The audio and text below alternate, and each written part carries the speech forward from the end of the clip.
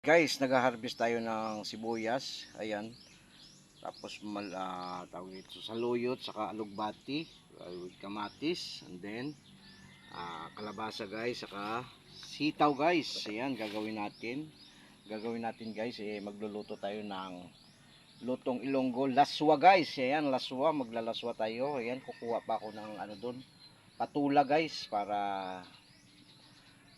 ano natin, hahaluan natin para marami-raming gulay ang ilalagay natin sa kaldero. Ayan guys. So guys, ang mga tanim ni Binots dito sa kanya munting garden.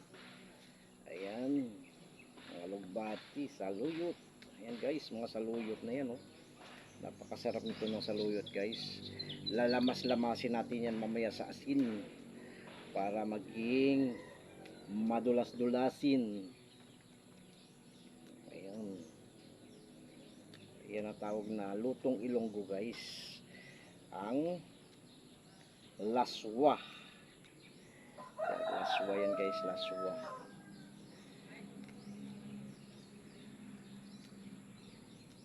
Yan. Luluto tayo ng maaga pa para magawa natin yung tatabawin natin mamaya guys. Ayan.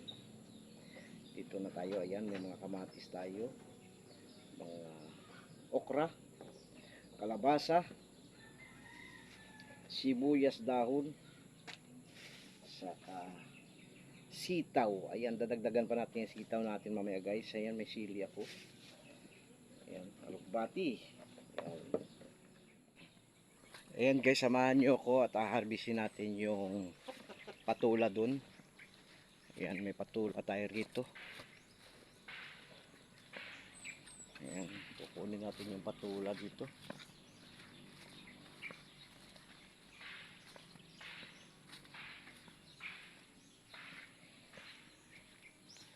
Ayun, dito tayo sa kabila dadaan.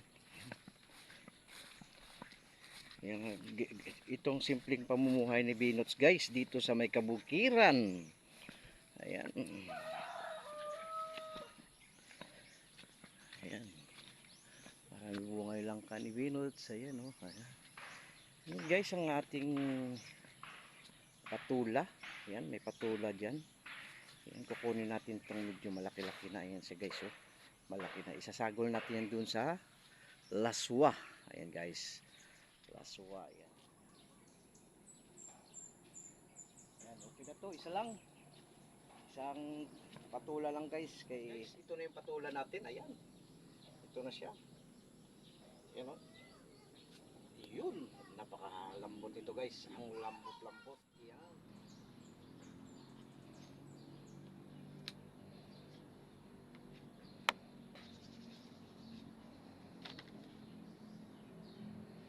Ayan guys. Babalatan natin yun yung ating kalabasa.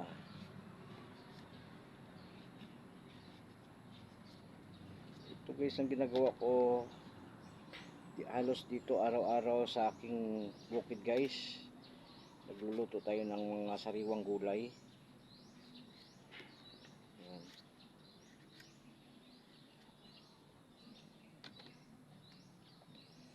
Kaya nagtataka guys, ba't ako lang lagi nandito?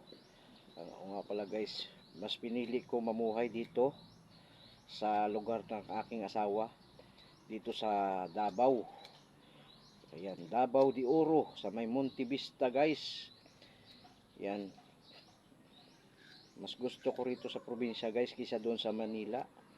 Sa Manila guys, alam nyo, halos maghapon tayo nakaharap lang doon sa may computer natin. Wala tayong ginawang trabaho dahil ayaw rin naman nila magtrabaho tayo guys.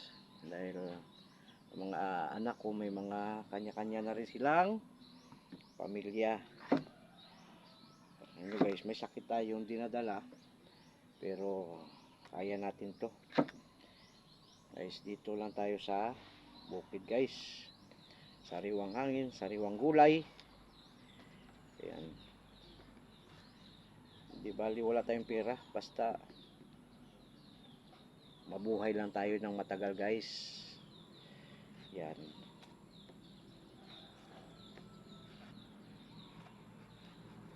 Ito guys, yung ginagawa ko gulay para pampahaba ng buhay.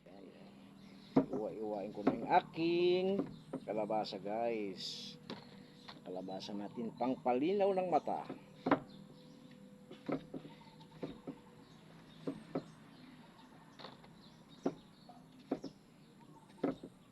Dito guys, sariwang hangin, sariwang mga gulay. Hindi gaya doon sa Manila guys, yung mga gulay doon nakababad sa sa tawas ba yun, saka kung ano-ano pang ilalagay nila para binabasa-basa. Ito guys, oh. Diba? Yung kalabasa, ayan, sitaw, binabad ko dyan sa tubig, ayan, para malinis-linis naman siya. Ayan, ang kalabasa, ayan, nandito lang ako guys. Ayan, ayan, kalabasa guys, ayan. Kaya kumulo na yung tubig, ilalagay na natin siya. Tapos yung kamatis, na ilagay ko na lahat ng aking mga sangkap. Ayan na guys, ayan, kumukulo-kulo na. Ayan,